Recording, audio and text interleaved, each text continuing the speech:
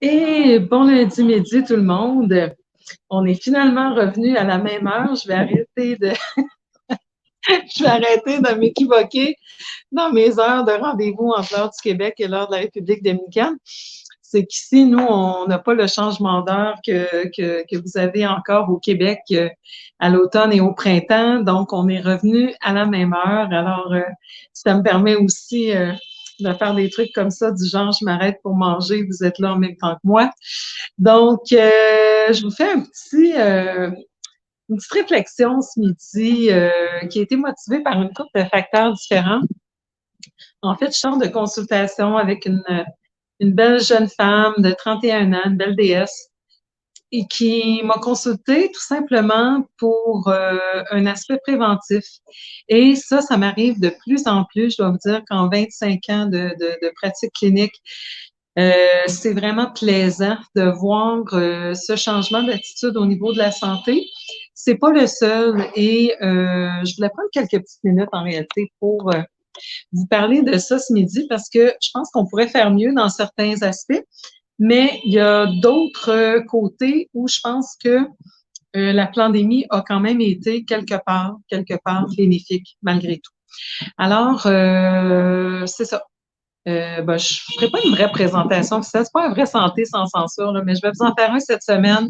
Je veux vous donner un update sur la question du traité que l'OMS est en train de préparer, là, le premier jet du traité concernant les pandémies qui sont en train d'essayer de faire passer un peu partout à l'international parce que c'est relié avec l'identité numérique et les preuves d'injection. Et ça risque de malheureusement affecter nos vies de manière assez drastique. Et donc, c'est pour ça que je vous ai invité à signer une pétition. Je suis encore là-dedans. Alors, je vais vous en reparler cette semaine. Je vais essayer que ça soit samedi matin. Demain matin, je vais vous faire un santé sans censure aussi sur les hormones. Je vais vous parler des mythes et vérités entourant les hormones. Euh, Ça va être solide. Je vous invite vraiment à ne pas manquer ce santé sans censure demain. Alors aujourd'hui, c'est pas un vrai santé sans censure, c'est juste moi qui viens vous jaser de santé et de mes réflexions. Alors, le gros changement que j'observe, d'abord, quand j'ai lancé ce début d'année, au mois de janvier, mon programme Défi Détox, j'ai eu 220 inscriptions. J'avais jamais vu ça. Jamais, jamais. En plus qu'on commençait au début janvier, je le faisais pas au printemps. Donc ça, pour moi, ça parle des tonnes parce que ça me dit que on a finalement pris conscience de l'importance de s'occuper nous-mêmes de notre santé. On est en train de changer de paradigme en santé. Et comme je vous dis, ça fait 25 ans que je suis en pratique clinique, ça va faire 25 ans au mois de septembre. Et c'est à peu près les cycles qu'on remarque là, dans des choses importantes au niveau de la santé. Ça semble être comme par des cycles à peu près de ça, de 25 ans.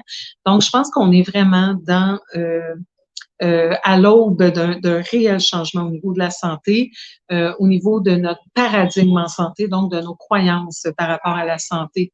Et comme vous le savez, moi, j'aime pas parler de nouveau monde, je préfère vraiment parler de renaissance et je pense que la santé va être un des angles importants de cette renaissance en santé.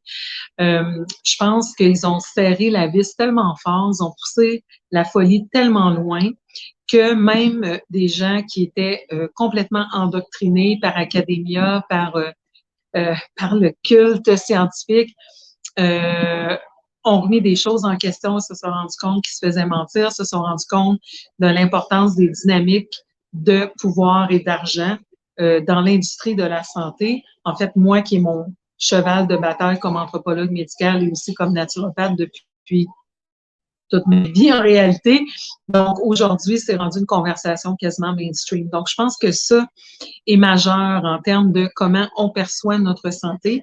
Et de manière globale, je pense qu'on s'en va doucement vers un retour aux sources et une réappropriation, une souveraineté, une autonomisation en termes de non seulement de notre santé, mais aussi de notre alimentation, ce qui est extraordinaire, ce qui est vraiment très bien.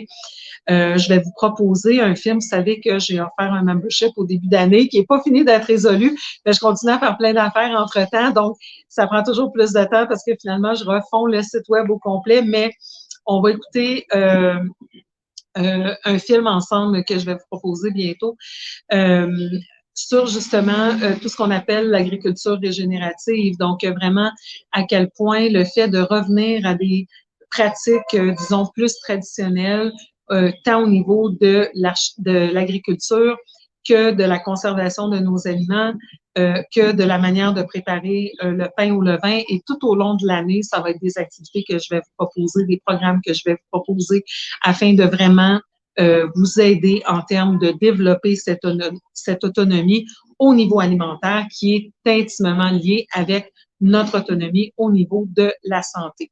Donc, évidemment, un des pôles importants dans notre autonomie en santé, ben, c'est tout l'aspect hormonal, c'est tout l'aspect gestion du stress, c'est tout l'aspect détox. Alors, c'est pourquoi c'est par ces programmes-là qu'on a débuté l'année. Je m'excuse, je suis dehors, il y a du vent, mes cheveux dans les yeux, dans la bouche, mais j'ai toujours envie de vous partager de la verdure et des fleurs durant les lives. Je pense que ça aussi, c'est bon pour votre santé. Donc, je sens, je vois comme clinicienne ces changements qui sont en train de s'opérer. Les gens s'intéressent maintenant à fabriquer leur pain parce qu'on sait que le blé au Canada est bourré de glyphosate puis d'autres cochonneries. Le blé est hybridé, tout ça. Donc, les gens ont commencé à vouloir avoir des recettes de pain sans gluten. Il y en a eu beaucoup qui ont été partagées dans mon groupe Défi Détox depuis le début de l'année, les méthodes ancestrales de conservation, la fermentation, les méthodes de conserver de la viande et tout ça à long terme parce que les gens savent qu'il y a des pénuries alimentaires qui sont en train de s'organiser contre nous, évidemment. Donc, on est en train de se réapproprier tout ça et par le fait même aussi de vouloir se réapproprier notre santé. Et un phénomène très nouveau que j'observe, que je trouve absolument fascinant, je vous dis, là, j'espère vraiment que l'univers va m'envoyer un peu d'argent, que je puisse prendre un peu de recul de la pratique pour écrire. Et donc, en attendant, ben, au moins, je fais des lives, mais en tant qu'anthropologue médical, ces phénomènes, pour moi, sont extrêmement intéressants. Et une des choses que j'observe depuis, je dirais, fin octobre, début novembre, là, des gens qui me consultent, bon, non seulement pour juste prévenir tout ce qui pourrait arriver du point de vue de la santé, comme l'a fait cette belle jeune femme ce matin. Elle, son déclencheur, ça a été le déraillement du train en Ohio. Elle s'est dit, bon, c'est loin, mais en même temps, c'est pas très loin. Puis, tu sais, des gens qui rejettent la protéine spike qui ont été injectées. Tu sais, il y a plein d'affaires autour de moi. Comment je peux faire pour mieux me protéger? Donc, ça, c'est vraiment génial. Mais j'ai aussi des consultations de gens qui veulent se sevrer de médicaments. Et ça, tu sais, ça m'arrivait de temps en temps avant, mais là, c'est vraiment un rythme accru de gens qui, par exemple, prennent des antidépresseurs, des anxiolytiques, des somnifères depuis 10 ans, 20 ans, 30 ans, puis qui ont décidé, d'une part, qu'ils ne veulent plus enrichir Big Pharma, et d'autre part, parce qu'ils savent que ces pénuries et ce contrôle de la population s'organisent et ils se disent, ben, c'est aussi bien que je fasse un sevrage volontairement pendant que je peux encore le faire, plutôt que du jour au lendemain, on va peut-être me priver de certains médicaments. Donc, ça, c'est vraiment un phénomène nouveau en santé auquel j'assiste, des gens qui volontairement décident de reprendre leur pouvoir sur des prises de médicaments qui étaient souvent là depuis longtemps. Il y a de l'éveil aussi parce que plus les gens s'intéressent à leur santé, plus ils se mettent à consommer de l'information qui est divulguée par des gens comme moi qui vont vous parler du mythe et de la grosse arnaque du cholestérol, des mensonges entourant les antidépresseurs et la sérotonine, de toute l'industrie du ruban rose. Bref, tous les gros mensonges qu'on nous raconte en santé, dont ceux par rapport aux hormones dont je vais vous parler demain matin dans mon live de santé sans censure. Alors, les gens commencent à comprendre que Big Pharma, c'est un business et qu'un business, ben, ça doit être rentable, on doit nourrir les actionnaires et donc qu'il y a beaucoup de médicaments qui n'ont pas lieu d'être. C'est pas tous les médicaments et c'est pas dans tous les cas. Je suis pas en train de vous dire que si vous prenez un antidépresseur, vous devez vous sevrer. D'abord, il y a des conséquences à ça. Et normalement, un médicament prescrit, le sevrage doit se faire de concert avec le médecin qui vous l'a prescrit. Moi, j'ai pas le droit, comme naturopathe, de vous sevrer d'un médicament. Maintenant, si vous prenez cette décision par vous-même et que vous avez besoin d'aide dans le processus, là, c'est une autre histoire. Vous comprenez? Il faut faire très attention à comment on énonce les choses, mais aussi parce que j'ai une responsabilité sociale comme webcaster, de quelqu'un qui professionnel de la santé qui répand de l'information publiquement. Faut quand même être conscient qu'il y a des gens qui ont besoin de certains médicaments et que les sevrages ne doivent pas se faire n'importe comment et que normalement, ça doit se faire de concert avec un médecin traitant. Donc, mais tout ça pour vous dire que c'est un changement de paradigme, c'est un changement d'attitude au niveau de la santé. Les gens qui veulent se délester, se sevrer de certains médicaments, pas parce qu'ils expérimentent nécessairement plus d'effets secondaires tout d'un coup, mais parce qu'ils ne veulent plus dépendre de ces médicaments, qu'ils ne veulent plus engraisser Big Pharma. Donc ça, c'est quelque chose dont je suis témoin régulièrement et je trouve ça vraiment fascinant. Évidemment, je suis très, très contente comme naturopathe, mais je trouve ça fascinant comme phénomène de société. Vous savez, durant le dernier Forum économique mondial, une des questions dont il a le plus été traité, c'est tout l'aspect de ce que qualifie de désinformation. Évidemment, tout ce qui ne va pas dans le sens du narratif de Big Pharma. Évidemment, on sait que Big Pharma et les richissimes de ce monde, dont les Billy Boys, sont ceux qui contrôlent l'Organisation mondiale de la santé et ceux qui essaient de contrôler le narratif et qui vont y arriver si ce traité de gestion des pandémies passe. Donc, tout ce qui ne s'inscrit pas dans cette ligne de pensée, évidemment, les richissimes de Big Pharma travaillent avec les richissimes de Big Tech, donc avec les GAFAM de ce monde. Alors, évidemment, les Google, YouTube, Wikipédia et compagnie ont tout embarqué dans le même délire parce que tout le monde y trouve son compte économiquement et la vérité, tranquillement, est en train de sortir. Vous savez, c'est sûr que ça nous fait du bien, les gens comme moi qui se sont fait chier dessus pendant 3 ans, menacés, insultés, tout ce que vous voulez, qu'on a tout perdu dans le processus, de voir que la vérité est finalement en train de sortir et que le temps nous a donné raison, comme c'est toujours le cas. Vous savez, il y a 3 choses dans la vie qui restent jamais cachées longtemps: la lune, le soleil et la vérité. La vérité finit toujours par sortir. C'est sûr que l'espace-temps, pour que cela survienne, des fois, il y a beaucoup de dommages qui sont causés. Mais bref, le courage, la longue vidéo que je vous ai fait en fin de semaine, je vous invite à l'écouter si vous ne l'avez pas fait. Je vous parlais du courage des femmes ordinaires qui sont en réalité des héroïnes.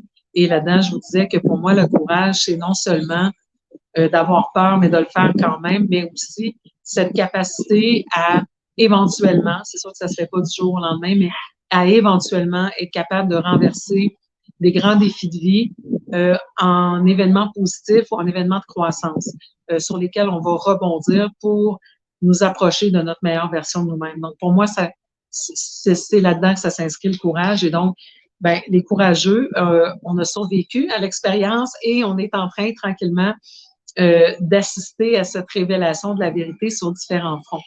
Alors, cette fameuse désinformation qui est en fait l'éveil des consciences, c'est ce qui fait vraiment peur. Parce que d'abord, quand on veut installer un système autoritaire, une des premières choses à laquelle on doit s'attaquer lorsqu'on s'attaque à la démocratie, c'est à la libre circulation de l'information, à la censure de l'information.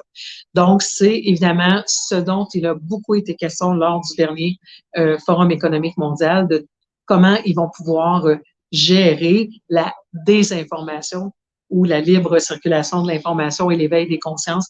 Et c'est pour ça qu'on voit des dictateurs en herbe tels que notre Justin national. Oh, je m'excuse, il y en a qui veulent pas que je dise notre. Le Justin national, passer des projets de loi comme la loi C-21 qui va censurer l'Internet.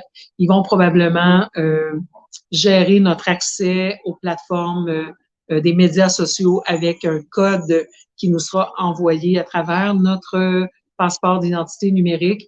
Donc, ça va permettre de contrôler ceux qui font de la désinformation. Alors, on verra rendu là, mais bref, c'est des choses qui sont en train de se mettre en place. Et tout ça pour vous dire que pour que ça devienne une thématique tellement importante pour eux, ça nous dit que l'information se rend à bon port. C'est sûr que faut y aller avec des plateformes alternatives, Rumble plutôt que YouTube, etc., etc. Mais il y a aussi des indépendants qui sont en train de mettre des plateformes sur pied. Bon, on a tous entendu parler des Twitter Files, etc., etc. Donc, il y a vraiment, à mesure qu'on essaie d'opprimer de plus en plus la libre circulation de l'information, ben, il y a des réseaux parallèles qui sont en train de se mettre en place et on espère qu'on va pouvoir continuer à répandre cette information. Mais donc, ça pour dire que la libre information, ça fait qu'il y a des prises de conscience et ça fait que ça se répercute sur des changements d'habitude de vie, sur des changements en termes de consommation de médicaments et en termes aussi de ce qu'ils qualifient d'hésitation vaccinale. Vous savez, depuis quelques années, il y a des agents de vaccination qui sont mandatés par Big Pharma pour travailler dans les hôpitaux afin de convaincre les femmes qui viennent tout juste d'accoucher, là, dans les minutes qui suivent l'accouchement. Il y a un agent d'information sur les vaccins qui vient convaincre la femme qui est encore dans les vapes de faire injecter son petit bébé naissant. Là, j'ai oublié de regarder avant mon live parce que j'avais pas prévu de vous parler de ça en réalité. Mais la dernière fois que j'avais vérifié le calendrier vaccinal au Canada, c'était 32 vaccins qu'il fallait donner avant l'âge de 18 ans, là, si on suit le calendrier proposé. Aux États-Unis, ils sont rendus à 78. Et là, avec le fameux passeport numérique qui est en train de se mettre en place, il faudra suivre le calendrier d'injection international pour pouvoir avoir le passeport qui va nous permettre de pouvoir voyager, qui va nous permettre de pouvoir faire un paquet d'affaires, d'avoir accès au cash parce qu'ils veulent aussi contrôler l'argent, évidemment, à travers la monnaie numérique centralisée. Donc, ils veulent forcer la population mondiale à s'injecter tout ce qu'ils vont dire qu'on doit s'injecter. Ils parlent dans le projet de loi de vaccins ou d'autres médicaments prophylaxiques. Ça veut dire qu'on on ne sait pas là, ce qu'ils vont nous inventer. Et ils parlent même de trucs qui sont encore en phase d'expérimentation. Ils sont en train de tout prévoir. On va être obligé de s'injecter vraiment n'importe quoi. Donc, ça passe complètement par-dessus tous les traités toutes les chartes, en fait, de droits et libertés qui protègent notre droit fondamental à nos croyances, à nos croyances religieuses et tout ça. Il n'y aura pas d'exemption, comme il n'y en avait pas durant COVID. Là, vous savez que les exemptions religieuses, tout ça, c'était extrêmement difficile d'en obtenir, voire impossible. Alors, imaginez, ça va être au niveau international, ça va être encore plus difficile. Donc, et en plus, c'est complètement en violation aussi du Code de Nuremberg qui dit que on a le droit d'obtenir de l'information libre et éclairée pour pouvoir poser c'est-à-dire, on doit obtenir de l'information pour pouvoir poser un choix libre et éclairé par rapport à tout traitement médical et que le traitement doit avoir été testé correctement, ce qui n'était absolument pas le cas des injections, entre autres dans la catégorie de population que sont les femmes enceintes. Et malgré tout, le vaccin était mandaté, même si l'injection était mandatée, même si les tests n'avaient pas été effectués. 8 rats de laboratoire. Okay. Bref, tout ça pour dire que ces traités qui vont être administrés en réalité par des richissimes non élus démocratiquement parlant vont affecter plusieurs aspects de notre vie, malheureusement. Mais à mesure qu'ils tentent de contrôler notre liberté, à mesure qu'ils tentent de contrôler l'information, ben tranquillement, ça fait qu'il y a des moyens alternatifs qui sont en train de se mettre en place, notamment au niveau du partage de l'information, notamment par rapport à l'autonomie alimentaire, par rapport à l'autonomie en santé. Donc, moi, ça me fait extrêmement, extrêmement plaisir de voir ce mouvement qui est en train de se mettre en place. C'est pour ça que je parle de renaissance, comme la renaissance qu'on avait connue en Europe. Alors, ça, c'est un des aspects très positifs que je note par rapport au changement d'attitude par rapport à la santé. Les gens ne prennent plus non plus pour du cash tout ce que leur médecin, tout ce que leur pharmacien leur dit, tout ce que le gouvernement dit. Donc, il y a un scepticisme qui est en train de se mettre en place, qui évidemment a été relevé par la gang du Forum économique mondial, la gang de psychopathes du Forum économique mondial. Donc, on remet de plus en plus tout ça en question. Et pour moi, c'est très positif parce que c'est justement tous les gens comme moi qui faisons notre travail en santé depuis, en mon cas, un quart de siècle, d'autres depuis encore plus longtemps, d'autres qui sont plus nouveaux, mais qui ont quand même des bonnes formations et qui sont en mesure d'appuyer les gens dans ce changement de paradigme, qui font aussi du bon travail, ne serait-ce que plusieurs conseillers de plancher. Bon, évidemment, il y a des vrais naturopathes dans certaines grandes surfaces, les Avril, les Rachel Berry, tout ça, donc qui vous aident, qui sont en première ligne, même quand les gens ne se rendaient plus dans les hôpitaux dans les derniers mois, dans les dernières années.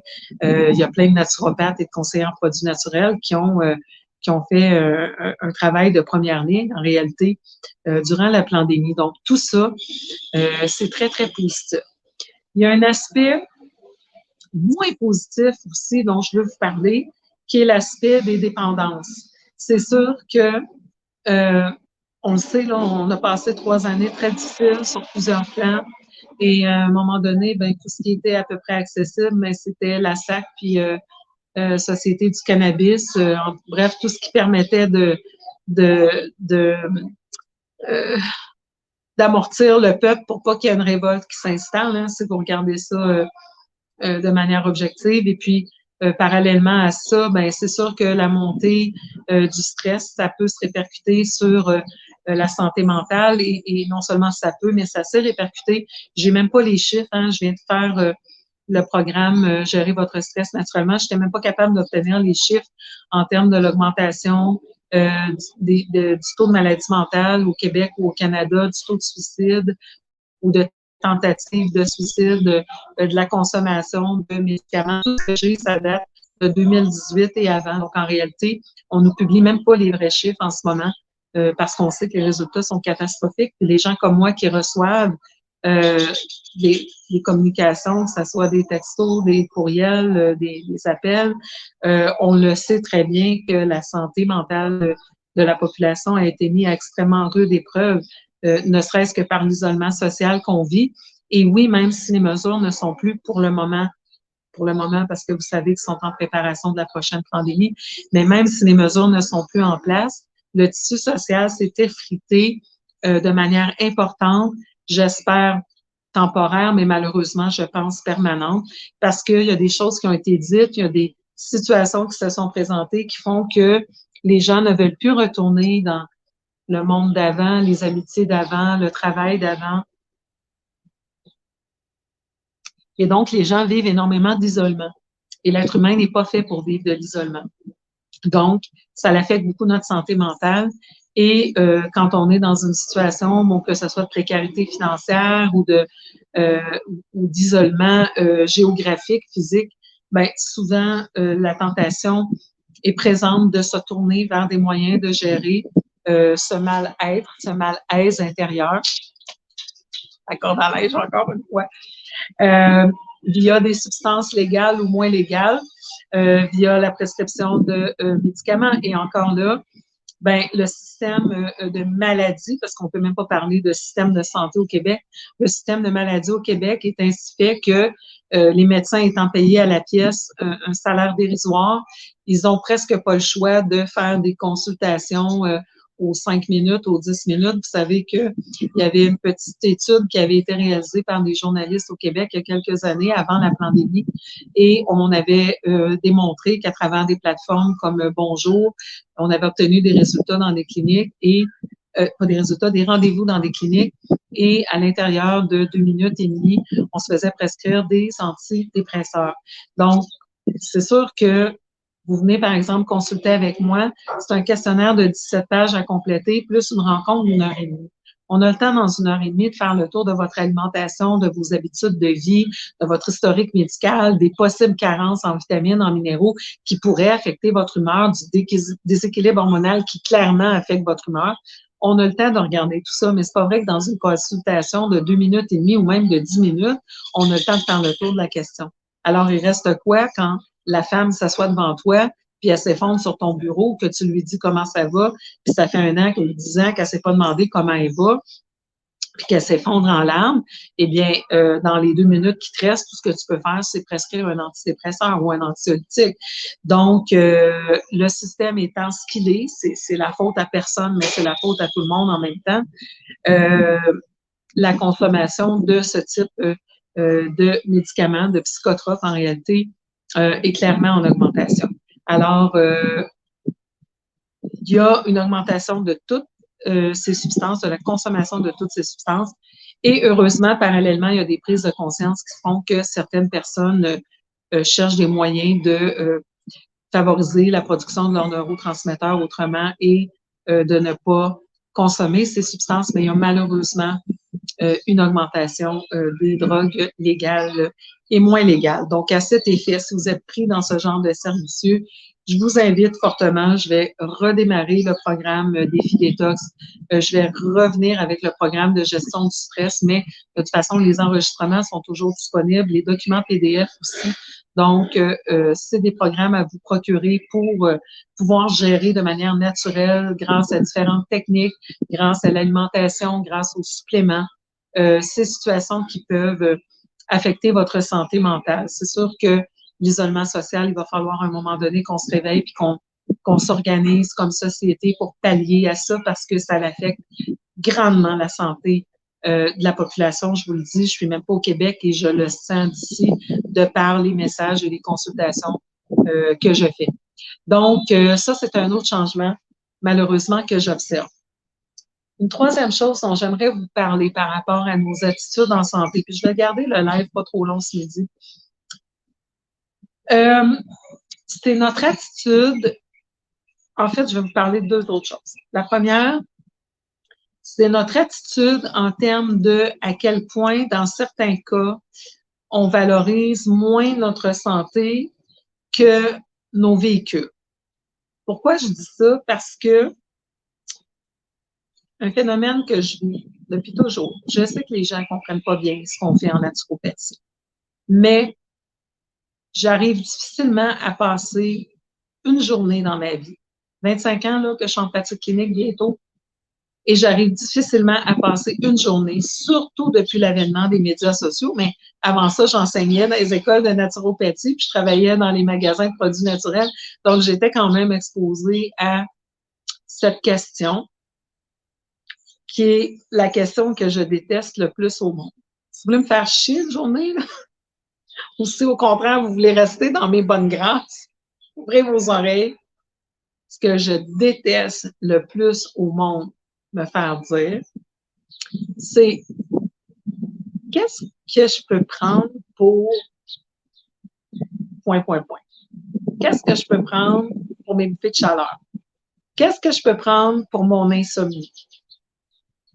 En naturopathie, on ne traite pas des problèmes, on traite des individus. Je vous donne un exemple très banal. Vous me demandez ce que vous pouvez prendre pour votre insomnie. Une insomnie qui survient parce qu'on a de la difficulté à tomber endormi parce qu'on a le petit vélo dans la tête. Une insomnie, donc, qui est en lien avec l'anxiété ou le taux de cortisol élevé, ça va se gérer en calmant le mental avec une substance, par exemple, comme la théanine, qui va augmenter les ondes alpha, mais faire qu'on va être plus aligné et donc le petit vélo va pouvoir se calmer. Une insomnie entre 1h et 3h du matin, en médecine chinoise, c'est l'heure du foie. Donc, c'est toujours parce que le foie est congestionné, souvent, saveur de déséquilibre hormonal derrière ça. Donc, c'est le foie qu'il va falloir travailler. Une insomnie entre 4h et 6h le matin, c'est le pancréas. Donc, on est en présence d'une hypoglycémie. Il va falloir mieux gérer le sucre, peut-être avec un complexe B, peut-être avec du magnésium, peut-être en rajoutant une consommation de protéines un petit peu plus tard en soirée. Bref, vous avez toutes sortes d'insomnies. Alors, comment je peux vous dire quoi prendre si je connais pas votre histoire? Si je vous ai jamais vu, je peux pas déterminer votre constitution. Je sais pas ce que vous mangez. Je connais pas votre niveau de stress. Je sais pas où vous en êtes par rapport à vos hormones. Donc, c'est tout ça qu'on doit aller vérifier avant de pouvoir faire une recommandation. De plus, comme naturopathe agréé, membre de l'ANAC, on n'a pas le droit de faire des recommandations à l'extérieur d'un contexte de consultation.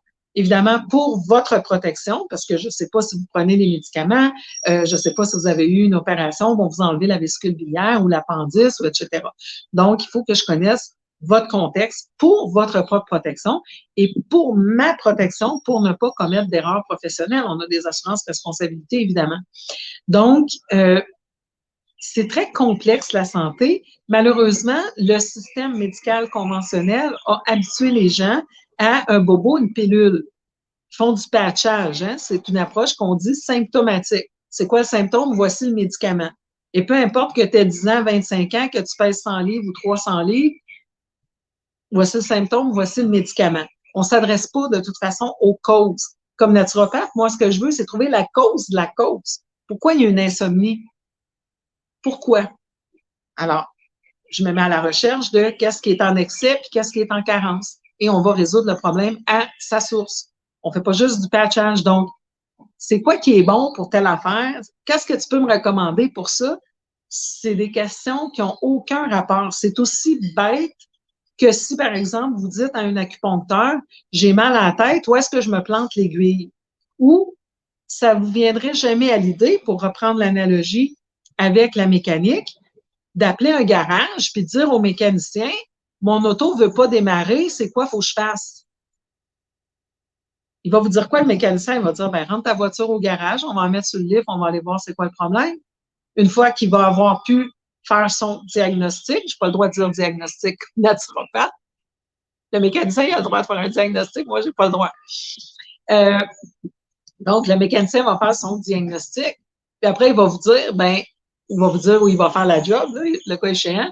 Il va trouver c'est quoi le bobo, puis il va enlever ce qu'il n'y a pas d'affaire là, puis il va remettre ce qu'il y a de l'affaire là. Donc, il va trouver ce qui est en excès et ce qui est en manque et il va aller résoudre le problème. Mais c'est ça qu'on fait en naturopathie. En réalité, on est des détectives. On cherche qu'est-ce qui est en excès. C'est-tu un métal lourd comme le mercure? C'est-tu un excès de stress? C'est-tu un manque au niveau de l'activité physique? Un manque au niveau des vitamines qui permettent de détoxifier ou de calmer le système nerveux? Bref, c'est un travail de détective. Je ne peux pas faire ça. Je ne vous ai jamais vu à la face, l'une encore. Elle me demande si je vais parler des hormones bioidentiques durant le programme Gérer vos hormones naturellement en 6 modules, en passant qui va commencer samedi prochain. Super programme. On fait le tour de la question. Là, je fais du coaching personnel avec de groupe qui est beaucoup plus abordable que de faire 6 rencontres avec moi. Et je vous outille au niveau de l'alimentation, des suppléments, de la gestion du stress. Je vous aide à démystifier le cycle hormonal, pourquoi les tests chez le médecin, ça ne vaut pas de la chenoute par rapport à nos hormones et tout ça et tout ça. Donc, elle me demande si je vais parler des hormones bioidentiques. Je lui dis oui, mais c'est pas une consultation personnalisée. Je ne vais pas te dire voici quelle hormone prendre, à quel dosage. Tu sais, c'est de manière générale, oui, on va aborder la question des hormones bioidentiques. Alors, commentaire suivant, elle me dit, j'ai tel âge, qu'est-ce que tu me recommandes pour la ménopause? Alors, je me dis, c'est hallucinant. Vous savez, les gens, souvent, là, sur les médias sociaux, ils ont une photo de chat ou une photo de je sais pas quoi, ou une photo quand il y avait 20 ans. Je ne vois pas la personne. Je n'ai même pas un visuel de la personne. Je ne peux pas rien déterminer avec ça. Je n'ai même pas posé une question. La personne pense que je vais lui faire une recommandation naturopathique. Pensez-y. Alors, les gens ne font même pas ça pour leur voiture. Pour la voiture, ils prennent un rendez-vous au garage, ils rentrent la voiture au garage, puis ils sortent leur carte de crédit, puis ils payent ce qu'ils doivent payer. Mais en santé, on valorise même pas assez notre santé pour se payer un programme à 39,99 ou un programme de 6 rencontres à 250 $. On ne valorise même pas, très souvent, notre santé au même niveau qu'on valorise nos possessions. Et ça, c'est assez hallucinant. Et ça, c'est très québécois aussi. Je dois vous dire que c'est sûr que tout le monde veut tout avoir gratuitement puis facilement, mais moi qui ai quand même côtoyé beaucoup de cultures, je peux vous dire qu'au Québec, c'est très présent. Et je pense, comme anthropologue, que c'est très présent parce qu'on était un des premiers endroits au monde à avoir un système d'assurance maladie. Donc, on a cette mentalité que ben, si on tombe malade, c'est pas si grave. Le médecin, l'État va va me soigner. Et on s'est quelque part délesté, déresponsabilisé par rapport à notre santé. Ne serait-ce qu'aux États-Unis, où est-ce que les assurances coûtent très cher et où des gens peuvent être facilement en faillite pour avoir eu un problème de santé qui n'était pas correctement assuré ou qui n'était carrément pas assuré. C'est sûr que l'attitude en santé est différente.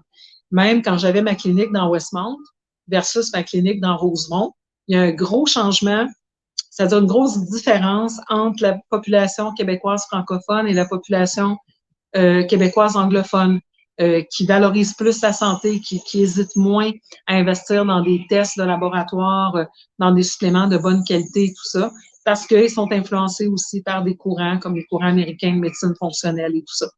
Donc, c'est plus dur pour nous, les Québécois, de valoriser réellement notre santé, de mettre l'argent pour prévenir, de mettre l'argent pour maintenir notre santé. Bon, des fois, quand les gens sont très malades, ils sont plus enclins à payer, surtout s'ils n'ont pas eu de résultats en médecine conventionnelle. Mais ça reste que c'est quelque chose qu'on est en train de développer. Et comme je vous disais, je trouve qu'en ce sens, la pandémie a eu ça de positif, que les gens de plus en plus se rendent compte que le système peut leur faire défaut à n'importe quel moment. Regardez comment ils voulaient empêcher les non-vax de pouvoir se faire soigner. Il y en a été question. Et je pense que ça va venir avec le nouveau traité qui est en train de se tramer. Donc, si vous n'avez pas votre passeport, votre identité numérique, qui fait que on peut valider si vos injections sont toutes à jour, ça se peut qu'on vous refuse l'accès à des endroits comme ceux-là, l'accès à des centres de personnes âgées, l'accès à des garderies. C'est certain qu'ils vont essayer de nous forcer par tous les moyens d'accepter. Il y a des centaines d'injections qui sont dans le collimateur.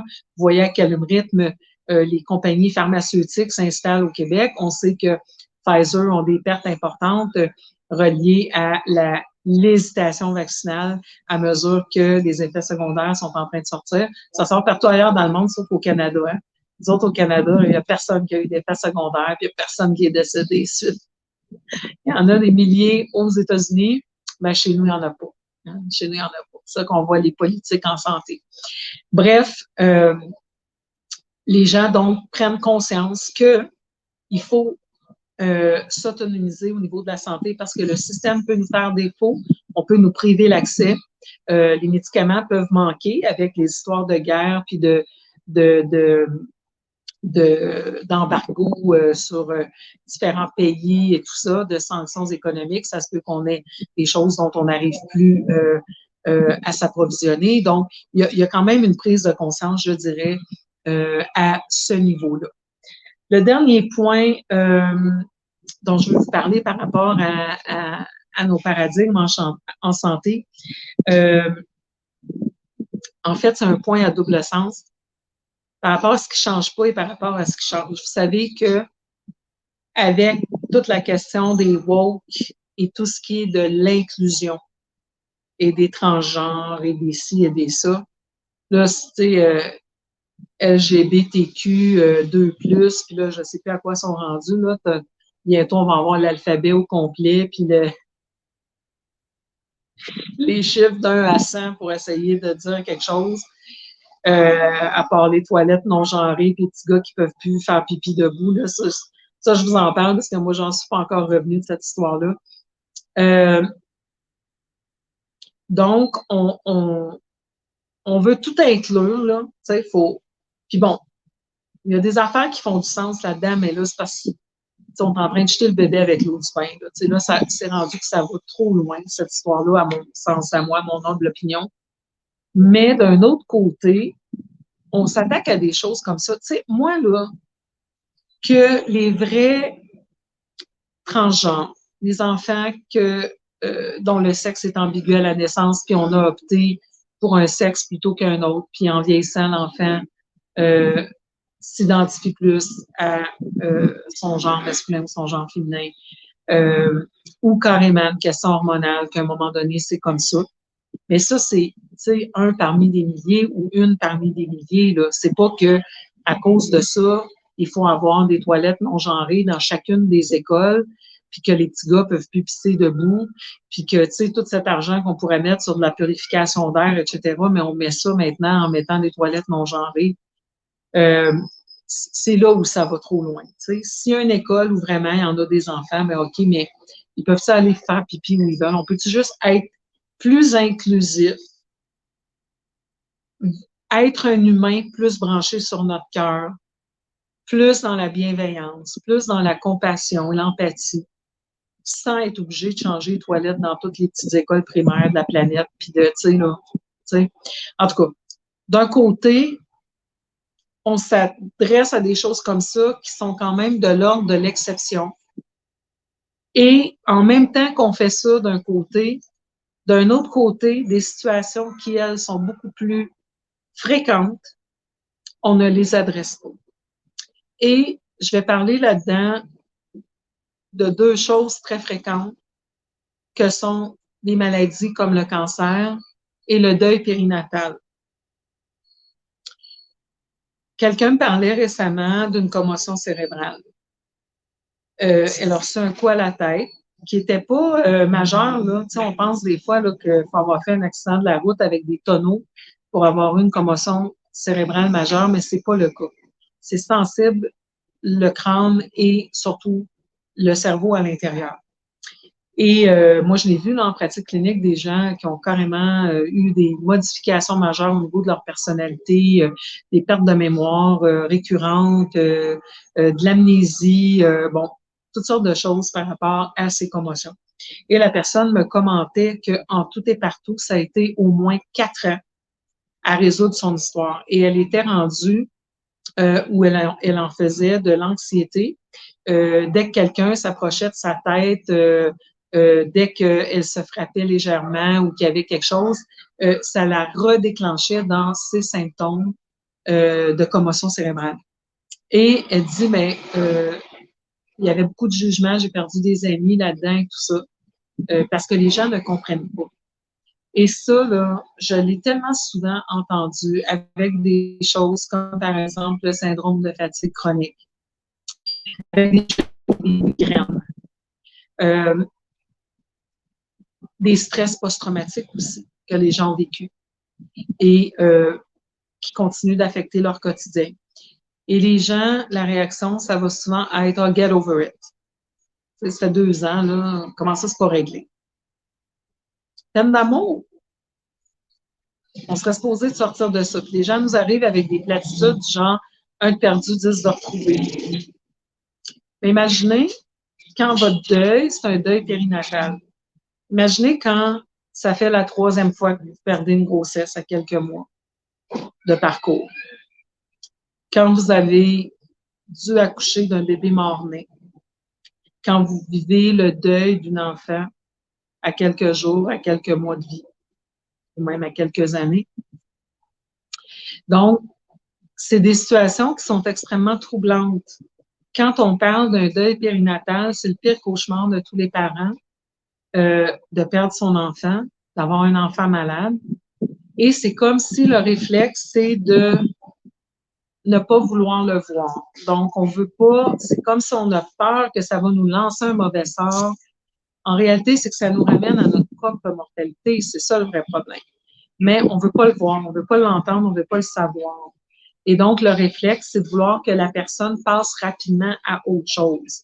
C'est sûr que on va mettre ça sous un couvercle de « j'aime pas ça la voir souffrir ». C'est vrai qu'il y a probablement un peu de ça, mais il y a surtout beaucoup de « je veux pas penser à ça parce que ça me trouble profondément de voir un enfant qui est mort à quelques jours de vie ou ta difficulté à tomber enceinte, ça peut faire que moi, je me sens coupable de parler de ma propre grossesse ou d'avoir des beaux enfants en santé. Donc, parce que moi, j'arrive pas à gérer mon inconfort, je préfère que toi, tu m'en parles pas. Puis, je voudrais que tu passes à autre chose. Je veux pas que tu prennes le temps de vivre ton émotion. Alors, imaginez quand toi, tu es pris là-dedans et que le message que tu reçois de ton entourage, c'est passe donc à autre chose.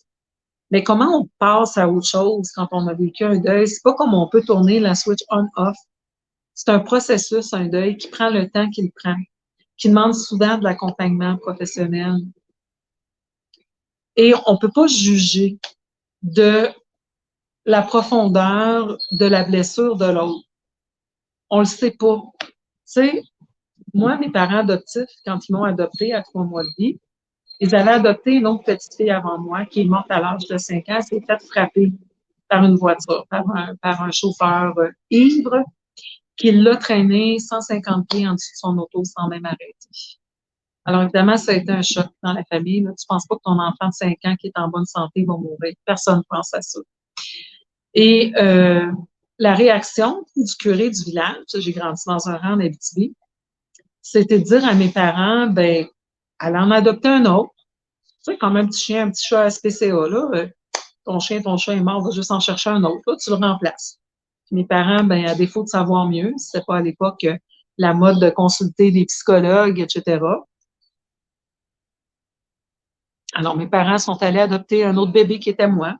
Ils m'ont mis dans les affaires de ma sœur, la petite fille qui avait été adoptée avant moi, qui était décédée. Alors, imaginez ce que moi j'ai endossé, mais imaginez aussi eux. Là, tu as un bébé, là, tu n'as pas vécu ton deuil, puis tu as un petit bébé à t'occuper qui a toutes sortes de besoins. Et tu n'es pas pantoute disponible émotionnellement quand tu es dans un deuil pour les besoins d'un bébé qui a un traumatisme d'attachement en plus parce qu'elle a été abandonnée à la naissance.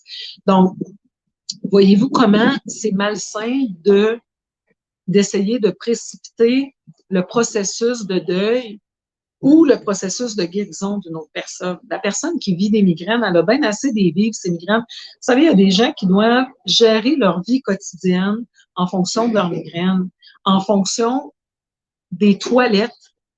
Moi, j'ai eu des patients avec des, euh, des problèmes intestinaux tellement importants, maladies cœliaques, etc. Ils ont une petite carte de l'Association des maladies cœliaques, comme quoi ils peuvent utiliser les salles de bain n'importe où. Puis, il y a une fille que je connais qui travaillait sur la route, puis elle savait entre Montréal et Québec, puis Montréal, puis Sainte-Agathe, partout, à quelle sortie elle pouvait trouver rapidement des toilettes. Savez-vous ce que c'est de devoir gérer votre vie en fonction des toilettes? En fonction de votre syndrome prémenstruel. Il y a des femmes, une semaine par mois, elles sont dysfonctionnelles. Elles sont obligées de planifier leurs activités professionnelles en fonction de leur cycle menstruel. Ben, vous dites à des personnes comme ça ben, voyons, c'est dans ta tête, ou ben non, passe donc à autre chose. Parce que toi, ça te dérange. Peut-être que tu voulais aller faire une activité, puis elle a dû l'annuler parce qu'elle se sentait pas bien. Donc, ça dérange la maladie. Puis des maladies comme le cancer, c'est pareil, le cancer, ça nous ramène à notre propre mortalité, mais le nombre de fois où j'ai entendu ça, d'abord, je vais vous dire, là, ce que j'entends le plus souvent dans le cas du cancer, et surtout du cancer du sein, c'est une séparation ou un divorce. Les hommes ont extrêmement de difficultés à accepter, je ne sais pas si c'est le bon mot, parce qu'en réalité, ce n'est pas leur cancer, ce que ça signifie d'avoir un cancer du sein pour une femme et de l'accompagner dans ce processus-là. Donc, souvent, ça résulte en une séparation, en plus du traumatisme qu'on vit. Donc, c'est quelque chose, moi, qui me touche beaucoup parce que, tu sais, pendant qu'on est là d'un côté à vouloir enlever tous les tabous par rapport à toutes les questions de genre qui sont quand même peu fréquentes, on ne travaille pas ces tabous. Tu sais, le cancer du sein, là, c'est une femme sur 9 que ça touche. Il y en a une sur 24-25, bon an, mal an, qui va en décéder. C'est très fréquent. Le deuil périnatal, c'est plus fréquent qu'on pense. Ben, des fois, on ne sait même pas que quelqu'un de notre entourage a vécu un deuil périnatal parce qu'elle n'ose même pas en parler parce que les 2-3 personnes à qui elle en a parlé lui ont dit des stupidités du genre, ah, tu peux encore en avoir d'autres, tu peux encore tomber enceinte. Oui, mais ça n'enlève pas ta perte. C'est comme dire à quelqu'un dont l'enfant vient de mourir, c'est pas grave, il t'en reste 3. On a de la difficulté à tolérer notre propre inconfort par rapport aux situations des autres. Et ça nous pousse des fois à, soit leur dire des choses comme ça, soit s'en éloigner. Alors qu'en réalité, ben, si c'est des proches ou si c'est des amis, c'est vraiment le temps où ils ont besoin de nous autres. Des fois, c'est juste parce que on ne sait pas quoi dire. On ne sait pas quoi dire à la personne qui vit ça. Mais la personne, elle n'a pas besoin qu'on lui dise quelque chose de manière générale. Elle n'a pas besoin qu'on trouve des solutions pour elle puis qu'on inonde ses boîtes courriels de moringa puis de plantes miracles contre le cancer puis de non. Elle a juste besoin de pouvoir en parler. Elle a juste besoin de savoir qu'elle peut compter sur votre appui. Des fois, c'est juste d'amener un petit Tupperware avec de la bouffe que vous avez faite parce que vous savez que cette journée-là, elle avait un rendez-vous chez le médecin, qu'elle ne se sent peut-être pas avec l'envie de cuisiner ou qu'elle a passé un traitement éprouvant, puis elle ne se sent pas bien. Puis vous avez fait un petit traitement réconfortant. Hein, vous faites du Reiki ou vous faites du massage ou euh, vous êtes distributrice d'huile essentielle, d'oTerra ou peu importe. On a tous quelque chose qu'on peut contribuer aux gens autour de nous. Puis c'est juste ça que les gens ont besoin, de sentir qu'on est là, qu'on les accompagne dans leur processus, qu'on arrive avec toute notre bienveillance. On n'est pas obligé d'avoir les bons mots, on n'est pas obligé d'avoir des solutions. On a juste besoin d'être présent dans le non-jugement, dans la bienveillance. C'est tout ce qu'on a besoin, d'être dans notre cœur. Puis juste de partager ça. Il faudrait vraiment qu'on pense à nos propres attitudes par rapport à ça, par rapport à la santé.